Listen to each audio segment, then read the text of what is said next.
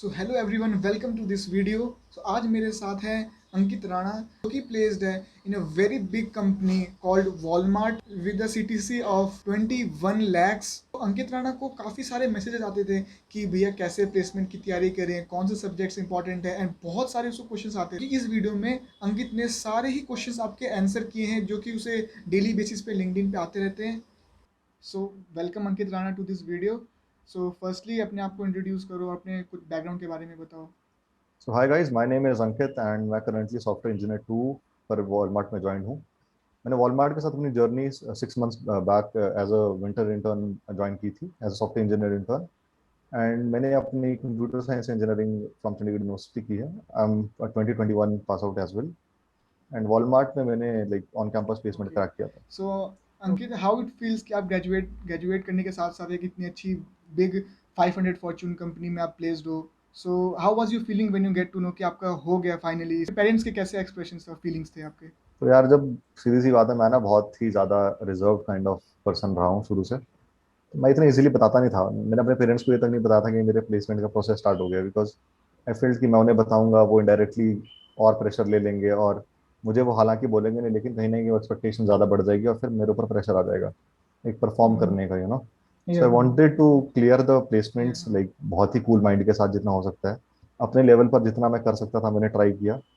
And Walmart मेरे college में 28 जुलाई last year I थी। एंड उस टाइम पर 28 को मेरा कोडिंग राउंड हुआ था इनिशियली, फिर उसके जो technical round, hiring manager round and then HR round हुआ था।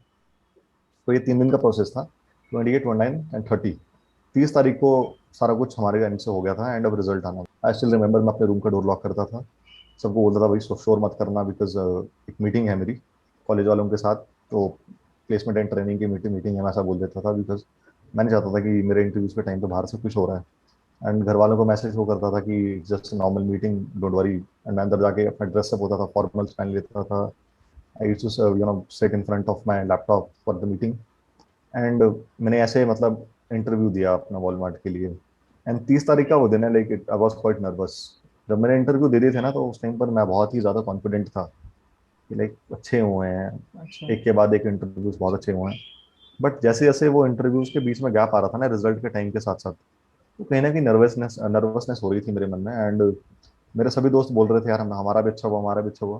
तो मैं यार सबका ही अच्छा हुआ है, तो who is not going to make it. तो एक वो चीज़ थी जो मेरे मन में डर पैदा कर रही थी बार बार।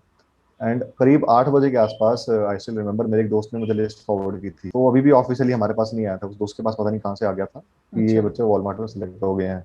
फिर मैंने अपने प्लेसमेंट कोऑर्डिनेटर को वो लिस्ट फॉरवर्ड किया और बोला कि यार आप तो कह रहे हो कि आया नहीं रिजल्ट और ये मेरे पास आ गया। फिर कहते yes, this is the real list. And उसमें मेरा नाम था, मेरे दोस्त का नाम भी था, एंड जो बाकी बैठे थे like they were also there. So it was a very happy moment.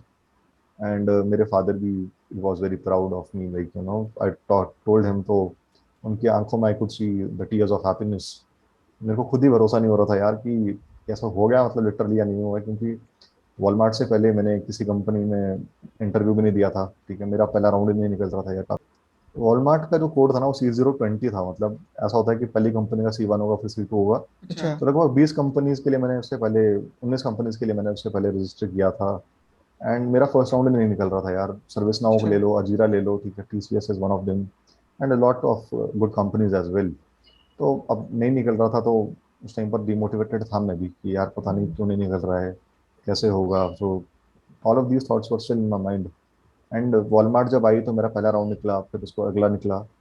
तो कहीं ना कहीं वो परफॉर्मेंस प्रेशर था मेरे ऊपर, लाइक वो बाहर से नहीं था, वो खुद का अंदर का मैंने बनाया हुआ प्रेशर था कि वॉलमार्ट ही मेरी पहली कंपनी है जिसमें मैं इंटरव्यू देने वाला हूँ, इससे पहले कोई एक्सपीरियंस भी नहीं है। वो परफॉर्म तो करना था यार, करो या मरो की सिचुएशन थी। So I always wanted to get into such a good company, right. तो इसके लिए परफॉर्मेंस प्रेशर वो था मेरे ऊपर, एंड अच्छा। I did it right. So ऐसे प्रोडक्ट बेस्ड कंपनीज में जाने के लिए आप बता सकते हैं कि क्या क्या एलिजिबिलिटीज़ होती हैं आपके? ट्वेल्थ के परसेंटेज कितने मैटर करते हैं, और जो कॉलेज में सीजीपी और इन परसेंटेज कितने मैटर्स करते हैं? देखो यार, ऑन कैंपस जितनी कंपनीज आएंगे ना उनके कुछ ना कुछ एलिजिबिलिटी क्राइटेरिया तो होगा ही, ठीक है। हमारे टाइम पर जैसे वॉलमार्ट ने 80% क्राइटेरिया लगाया था, तो जिनके भी ट्वेल्थ में 80% से ज़्यादा हैं, टेंथ में 80% से ज़्यादा हैं, या फिर अपनी डिग्री में 80% से ज़्यादा हैं, तो उन सभी को उन्होंने एलिजिबिलिटी लिस्ट में शॉर्ट लिस्ट कर लिया था। अब जैसे इस बार मेरे जूनियर्स के लिए वॉलमार्ट आई तो उनके लिए 70% क्राइटेरिया था। तो क्राइटेरिया जो है ये वेरी करता रहेगा, like company to company. Amazon का भी 70-75% क्राइटेरिया होता है, कभी वो भी नहीं होता है। डायरेक्ट आई जैसी कंपनीज के लिए कोई क्राइटेरिया नहीं है, मीडिया डॉट नेट के लिए कोई क्राइटेरिया नहीं है, आर्केजियम के लिए भी कोई क्राइटेरिया नहीं है। तो बड़ी प्रोडक्ट बेस्ड कंपनीज सिर्फ स्किल ढूंढती हैं। कहते हैं ना कि उनका क्राइटेरिया होता है कि anybody who can code, right. So और वॉलमार्ट का ऐसा है कि आपको इंटर्नशिप या फिर एज अ फ्रेशर सिर्फ और सिर्फ ऑन कैंपस ही अपॉर्चुनिटी मिलेगी जाने की। अगर आप ऑन कैंपस निकाले तो ठीक है, नहीं तो फिर आपको 1 साल का एक्सपीरियंस चाहिए बाद में, एंड फिर ही आप ऑफ कैंपस वॉलमार्ट में जा पाओगे। अच्छा, ठीक है। So Ankit, how was your preparation strategy, and आपने क्या कैसे फर्स्ट ईयर से लेकर फोर्थ ईयर तक कैसे प्रिपरेशन किया, और आपको क्या लगता है कि अगर आपने कोई गलती की है तो वो जो अपकमिंग स्टूडेंट है वो ना करे, वो आप बताना चाहो अपनी प्रिपरेशन स्ट्रेटजी को लेके? यार प्रिपरेशन स्ट्रैटेजी तो भाई मैं सही बता रहा हूँ कि गलतियों से सीखा हूँ मैं यार बहुत ज़्यादा, ठीक है। तो अब फर्स्ट ईयर में कुछ खास नहीं हो पाया मेरे से, बिकॉज कोई था नहीं मतलब कि एग्जैक्टली बता दे। मेरे फर्स्ट ईयर के एचओडी मुझे बोलते रहे यार कि ये कर ले अंकित, वो कर ले, बट मैंने उन्हें सुना नहीं, बिकॉज आई फेल्ट कि फर्स्ट ईयर के एचओडी हैं यार, ये क्या बता देंगे। सो इससे बढ़िया थर्ड फोर्थ ईयर के एचओडी होंगे जो जिन्हें पता होगा वो बताएंगे। तो that was a wrong conception, right, misconception I had in my mind. And उस टाइम पर मेरे को ऑलरेडी कोडिंग थोड़ी बहुत आती भी थी, क्योंकि मैंने ट्वेल्थ में ऑलरेडी पढ़ रखा था कंप्यूटर साइंस में। एंड फर्स्ट ईयर वेंट और लाइक मैं सिर्फ उसके एकेडमिक्स पे फोकस करता रहा, 8 CGPA से ऊपर आ गए, चल गया काम।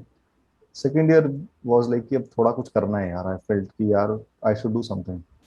आई got to introduce myself with new concepts like machine learning and other new subjects, right. तो एक जगह पढ़ रहा हूँ, पोस्टर लगा हुआ है कॉलेज में जावा का, दूसरी साइड देख रहा हूँ तो आईओटी का लगा है, तीसरी साइड मशीन लर्निंग का, कोई एंड्रॉइड का लगा हुआ है। तो यार वो बहुत फैसिनेटिंग सी टेक्नोलॉजीज थी, जो मुझे लगता था यार कि ये आना चाहिए अगर जॉब चाहिए तो। जो कि फिर एक बहुत बड़ी गलती थी, राइट, क्योंकि नहीं पता था कि क्या करना है। तो सेकेंड ईयर में भी वही एकेडमिक्स वगैरह करता रहा, कोडिंग आ रही थी, ठीक है, बेसिक डेटा स्ट्रक्चर आता था, कर रहा था, ऐसा नहीं कि आई वाजंट अवेयर ऑफ, थोड़ा बहुत किया, ठीक है।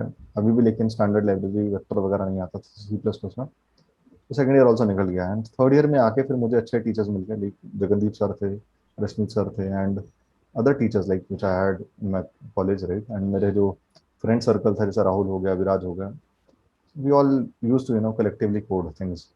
फिर एक अच्छा एनवायरनमेंट मिल गया, फिर स्टार्ट किया कोड करना प्रॉपरली, कॉम्पिटेटिव कोडिंग में हम आए, टेस्ट में पार्टिसिपेट किया, हैश कोड में पार्टिसिपेट किया, कोड शेफ के कंटेस्ट कर रहे हैं, लॉन्ग टर्म कॉन्टेस्ट किए हमने, शॉर्ट टर्म कॉन्टेस्ट किए।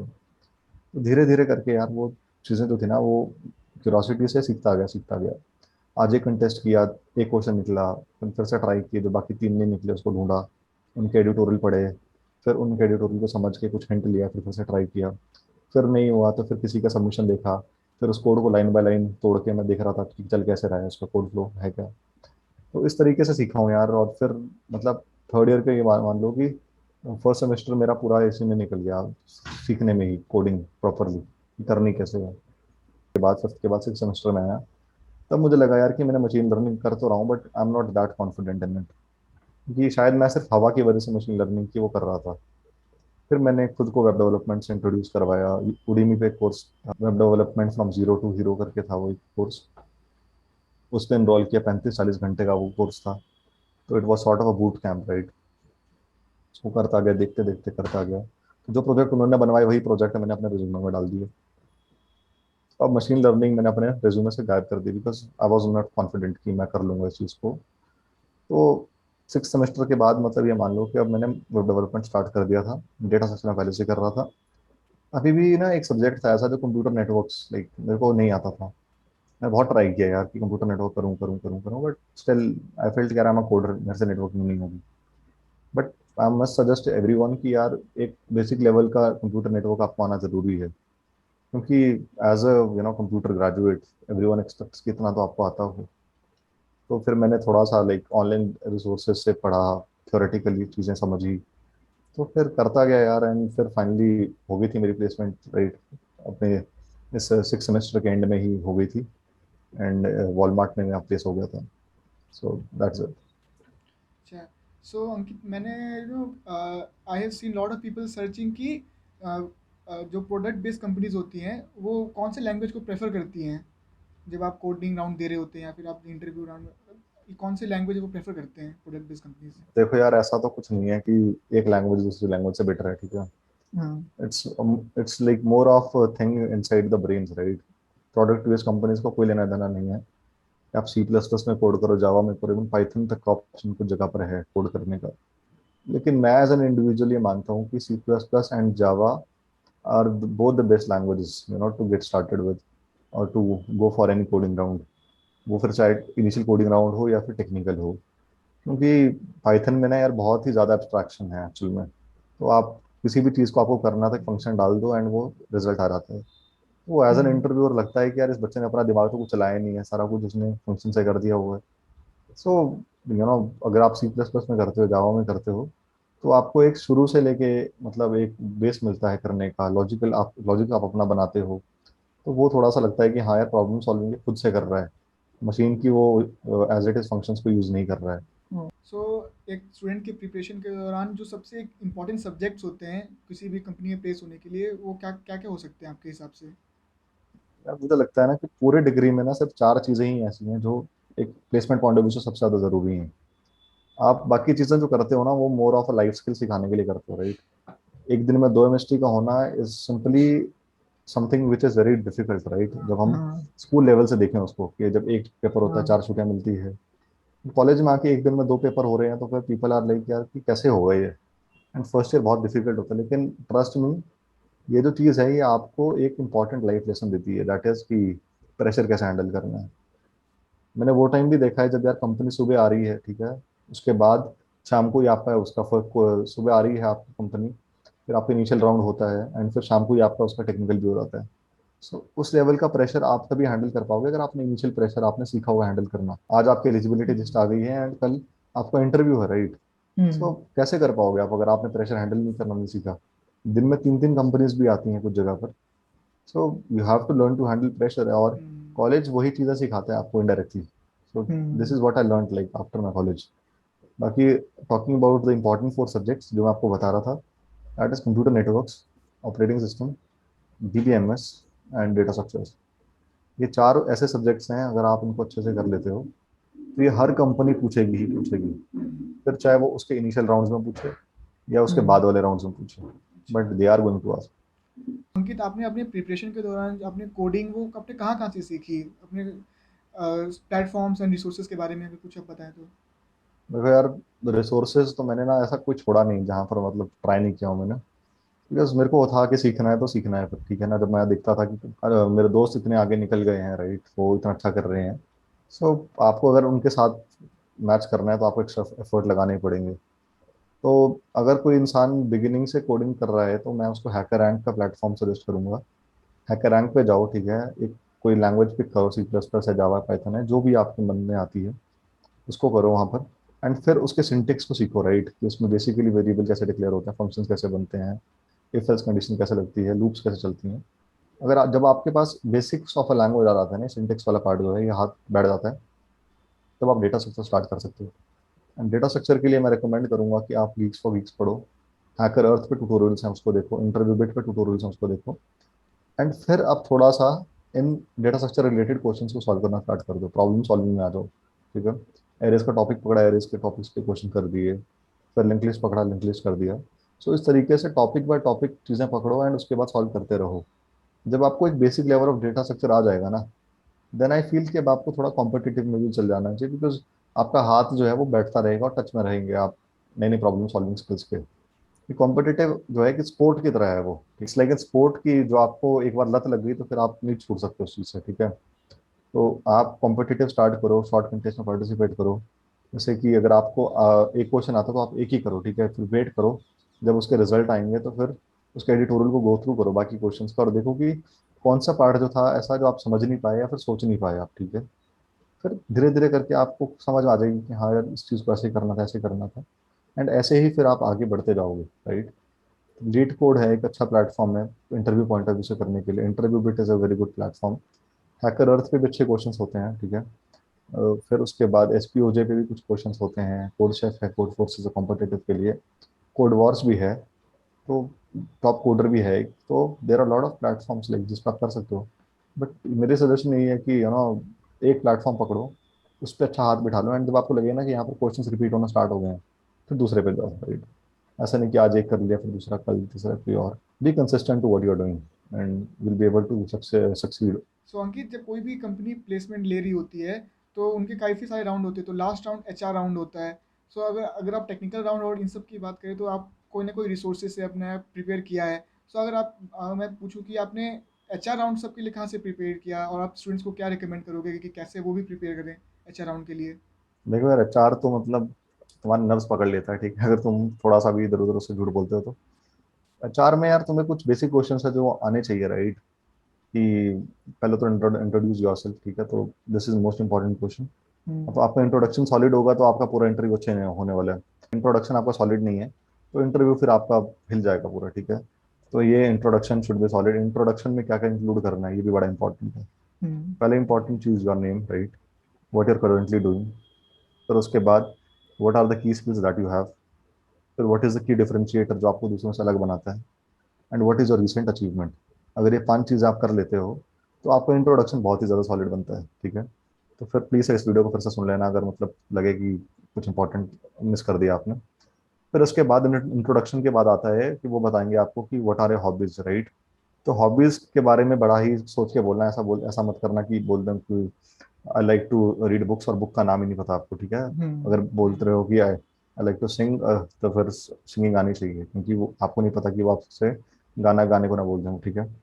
तो फिर be quite specific like to what you are saying, and आपको पता होना चाहिए कि आप क्या बोल रहे हो, राइट? तो ये बहुत ज़रूरी है। एंड फिर आप बात आती है आपके स्ट्रेंथ्स और वीकनेसेस के बारे में। तो स्ट्रेंथ जो होते हैं वो तो आप कुछ ऐसा बोलना कि जिसके पीछे आपका स्टोरी हो, ठीक है। देख, लेट अस सपोज कि मैं बोलूँ कि I am a very confident person, तो वो बोल सकते हैं narrate an incident of your life which made you a confident person, ठीक है। तो वैसा इंसिडेंट अपने दिमाग में जो है वो रखना, मतलब नहीं रखोगे तो फिर फंस जाओगे, ठीक है। और रही बात वीकनेस की, तो वीकनेस कुछ ऐसी मत बोल देना यार कि जिससे कंपनी को लगे कि हमें इसको लेकर नुकसान है, ठीक है। जैसा आप बोल दो कि I get demotivated very easily, ठीक है।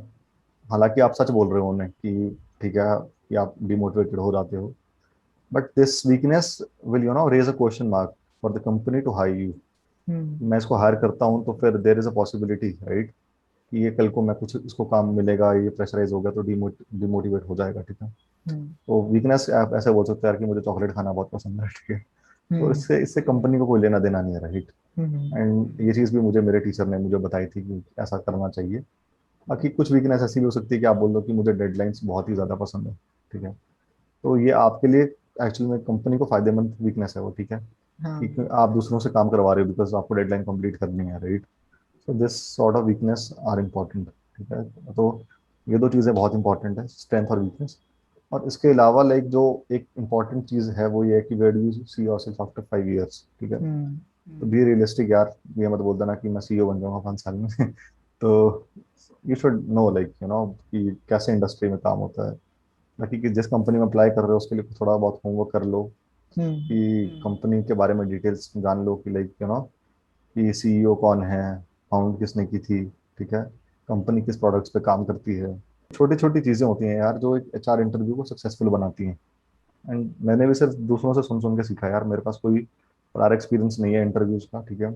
वॉलमार्ट ही पहली कंपनी है मेरी, और अब तक की आखिरी आखिरी कंपनी है जिसमें मैंने इंटरव्यू दिया है। And this is a true thing which I am telling you. So Ankit, मैंने ये बहुत सुना है कि काफ़ी लोग बोलते हैं कि हमारा रेज्यूमे शॉर्ट लिस्ट नहीं हो रहा। सो एक स्टूडेंट को अपने रेज्यूमे में क्या ऐड करना चाहिए और क्या ऐड नहीं करना चाहिए आपके हिसाब से? देखो यार, रेज्यूमे शॉर्ट लिस्टिंग जो है ना बहुत ही इंपॉर्टेंट है, ठीक है। अगर आपका रेज्यूमे शॉर्ट लिस्ट ही नहीं हुआ तो आप कोडिंग राउंड ही नहीं जा पाओगे, फिर कंपनी में सिलेक्शन तो दूर की बात है, राइट।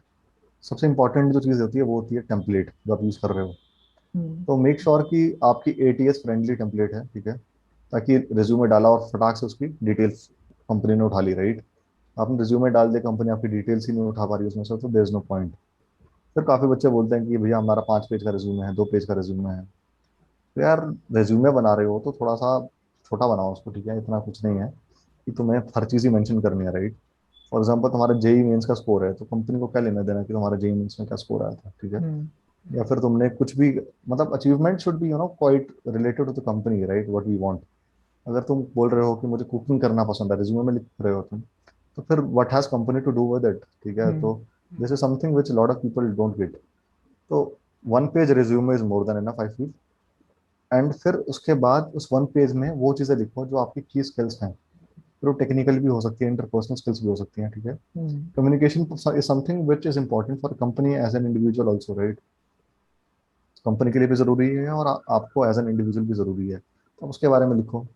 आपकी अचीवमेंट है कुछ तो आप बोलो हाँ कि मैंने हैकाथन में पार्टिसिपेट किया था, मेरा ये रैंक आया है। कुछ हाँ। सर्टिफिकेशन है तो ये मेंशन करो कि हाँ मेरे पास ये सर्टिफिकेशन है in this particular technology. Project जरूर नहीं 10-15 प्रोजेक्ट मेंशन करो, दो करो, बट दो सॉलिड होने चाहिए। रिज्यूमे के लिए यही सब चीज़ें होती हैं यार। बाकी जिस भी रोल के लिए आप अप्लाई कर रहे हो ऑफ कैंपस, ठीक है, या फिर किसी भी जगह पर, देन मेक श्योर कि आप वहाँ की एलिजिबिलिटी पढ़ें कि कौन कौन से स्किल्स ज़रूरी हैं। और आपको लगता है कि अगर आपको वो स्किल्स आते हैं और आपने रिज्यूमे में नहीं लिखे ना, तो प्लीज़ लिखो उस चीज़ को। एंड कई बार ऐसा भी होता है कि बच्चे उसमें एलिजिबिलिटी देखते नहीं है और रिज्यूमे अपलोड कर देते हैं, बोलते हैं कि हमारा रिज्यूमे शॉर्टलिस्ट नहीं हुआ। यार अगर कंपनी ने 1 ईयर का एक्सपीरियंस मांगा है ना, तो फिर वो उनको 1 ईयर वाला ही चाहिए। So just look at the job opening very carefully and make your resume accordingly, right? So this is what my suggestion is. So Ankit, अब आप बताइए कि जो अपकमिंग जो स्टूडेंट्स हैं जो एक अच्छी कंपनी जैसे वॉलमार्ट और इन सब में प्लेस होने के लिए एस्पायर कर रहे हैं, तो आप उनके लिए क्या कहना चाहोगे? कि क्योंकि ये ऐसी कंपनीज में जाना इतना आसान नहीं होता, आपको काफ़ी सारे स्ट्रगल्स और सैक्रिफाइसेस करने पड़ती हैं इंजॉयमेंट को लेके भी, सब कुछ लेके। तो आप क्या बोलना चाहोगे उनके लिए? यार देखो ऐसा कुछ नहीं है कि मतलब इट्स वेरी डिफिकल्ट, ठीक है? इट इज क्वाइट प्रैक्टिकल, ठीक है? मैं ये बोलूँगा कि हम्म, वॉलमार्ट हो गया या फिर कोई भी बड़ी कंपनी है, right, you will be able to crack it very easily अगर आपने सही टाइम पर सही एफर्ट लगाया होगा तो, ठीक है? सही time, right time and right effort will lead you to a very good place. तो मेक श्योर कि आप अपने टाइम का सही उपयोग करें, ठीक है? एंड फिर उसको सही टाइम पर, मतलब जो चीज़ आपको करनी चाहिए वो चीज़ें आप बेसिकली अप्लाई करें। फॉर एग्जाम्पल आपको दिख रहा है कि कंपनीज आ रही हैं, राइट, एंड फिर भी आप प्रिपेयर्ड नहीं हो, तो फिर make sure that you use the time wisely, right? मेरे साथ ऐसे दोस्त भी हैं जो लाइक पूरे 3 साल तक कोडिंग नहीं की, जिन्होंने कंपनी आने से 6 महीने पहले शुरू किया, and they are at a very good company like Amazon और आर्केजियम, राइट? सो उन उन जैसी जो लोग जब कर सकते हैं तो फिर हर एक इंसान कर सकता है यार, ऐसा कुछ नहीं है, ठीक है? एंजॉयमेंट अपनी जगह है, ठीक है? I am telling you like I am not saying कि एंजॉय ना करो, ठीक है? बिकॉज कॉलेज लाइफ है यार, जिंदगी में एक बार आनी है, ठीक है? तो every one has their own aspirations, but limit में हर चीज़ करो यार, ठीक है? ये नहीं होना चाहिए कि एंजॉयमेंट ही चल रहा है पूरे 4 साल तक, so you regret, right? Degree भी मेंटेन करो। एंड जो जो लोग लाइक 10th 12th में थोड़े कम मार्क्स लेके बैठे हैं, सो आई वुड रिकमेंड कि एटलीस्ट 70% आप लोग कर लो। फिर वो इम्प्रूवमेंट का एग्जाम भर दो, जैसे ओपन स्कूलिंग का होता है, ठीक है? क्योंकि यार अब इंडस्ट्री के कुछ अपने स्टैंडर्ड्स हैं, नॉर्म्स है, ठीक है? जहाँ पर एलिजिबिलिटी क्राइटेरिया उन्होंने बनाया है, उसमें आप एज एन इंडिविजुअल कुछ नहीं कर पाओगे, ठीक है? अगर उन्होंने बोला है तो फिर आपको करना ही पड़ेगा। So that is my suggestion to all the students. So Ankit, काफ़ी लोग हैं जो नॉन आईटी सेक्टर से आईटी सेक्टर में स्विच होना चाहते हैं, उन्हें प्रोसेस नहीं पता। सो कुछ सजेशन उनके लिए? देखो यार, लिंक्डइन पर मैसेजेस आते हैं, I have seen lot of people asking कि यार हम कॉमर्स बैकग्राउंड से हैं तो आईटी में जाना चाहते हैं, या फिर काफ़ी सारे लोग ऐसे भी हैं जिन्होंने गैप ले लिया हुआ है and they want to pursue the career back, right? So मैं ये कहूँगा यार, जिसके पास स्किल है ना वो आईटी में सर्वाइव कर जाता है, ठीक है? एंड इनिशियली आपको एक दो जगह पर मे बी 1-2 साल लगाने पड़े एक्सपीरियंस गेन करने के लिए, ठीक है? But don't stop, side by side अपनी प्रिपरेशन ऑन रखो, because that is important. And मेरे सजेशन ये है उन लोगों को जो आईटी में जस्ट स्टार्ट ही करना चाहते हैं नॉन आईटी से, कि Tanay Pratap is one of the senior software engineers at Microsoft, ठीक है? तो उनका एक अपना ऑर्गेनाइजेशन है एनईओजी कैंप के नाम से। वो क्या करते हैं, हर साल कुछ स्टूडेंट्स को ट्रेन करते हैं, ठीक है? एंड फिर उनको अच्छी जॉब्स प्रोवाइड करते हैं, like minimum 40,000 rupees per month की, ठीक है? तो you will be getting a very good package over there, ठीक है, from that particular course, right? तो उसका लेवल 0 जो है वो यूट्यूब से करना पड़ेगा आपको। तो यूट्यूब पर जाइए, एनईओजी कैंप लेवल 0 सर्च कीजिए, गूगल पे जाइए सर्च कीजिए, आपको डिटेल मिल जाएंगी, ठीक है? लेवल 0 फ्री में है, फ्री में कीजिए। लेवल 1 कीजिए तने प्रताप के पास जाकर, उसको उनको उनसे सीखें, लाइक उनके पास पूरे एक्सपर्ट्स की टीम है जो कि स्किल से सिखा रहे हैं, ठीक है, सबको। तो आप फ्रंट एंड बहुत अच्छे से कर लोगे उनके पास, एक फुल स्टैक डेवलपर बन के ही आप वहाँ से निकलोगे। और फिर वही आपकी प्लेसमेंट भी करवा देंगे एक अच्छी आईटी कंपनी में, क्योंकि आपको जो है एक स्टार्ट की ज़रूरत है। मैं बोल दूं कि मैं वॉलमार्ट में करवा देता हूँ आपको, तो मेरे लिए वो चीज़ पॉसिबल नहीं है। बिकॉज हमारे को एक एक्सपीरियंस डेवलपर की ही ज़रूरत है यहाँ पर. Once you have the experience, उसके बाद आप रेफरल लीजिए, आप आइए, you are most welcome. So so Ankit, अब आप बताइए कि how much satisfied are you with your job, और आप कभी आप फ्यूचर में सोचोगे कि आप स्विच करने का किसी और कंपनी में, अगर आपको अच्छा ऑफर मिले कोई? यार देखो, ऐसे क्वेश्चंस पहली बात बहुत ही ज़्यादा कॉन्ट्राडिक्टरी और डिप्लोमेटिक होते हैं, ठीक है, तो I won't get it into it, है ना, बट आई वुड से कि I am quite satisfied working at Walmart. तो 100% सेटिस्फाइड हूँ मैं, ठीक है. वर्किंग कल्चर बहुत अच्छा है, and specially for people like who are joining new, right, they are very welcoming. जो भी हम यहाँ पर करते हैं ना, वो एक बहुत बड़ा इम्पैक्ट लाता है globally. So I want to say कि जब आप वॉलमार्ट जैसी बड़ी ऑर्गेनाइजेशन में काम करते हो, तो ये अपने आप में एक बहुत ही बड़ा प्राउड, मतलब वर्ल्ड की फॉर्च्यून 1 कंपनी जिसका सबसे ज़्यादा रेवेन्यू है पूरे वर्ल्ड में, राइट, उसमें काम करना अपने आप में एक बहुत बड़ी बात है. And I feel that I am lucky enough to be here, right. तो इसमें मैं अपने कॉलेज को भी थैंक यू बोलूँगा कि वो लेके आए इसको, वॉलमार्ट को on campus. And along with that, I also would like to thank my friends who's always been with me in this journey till here. And yeah, so it's really a great feeling. I cannot express it in my words, right? So that is it for this video. Thank you for coming, Ankit, and thank you for taking out time. Yeah, you're welcome. And please दोस्तों, channel को subscribe कर लो, like share comment करना.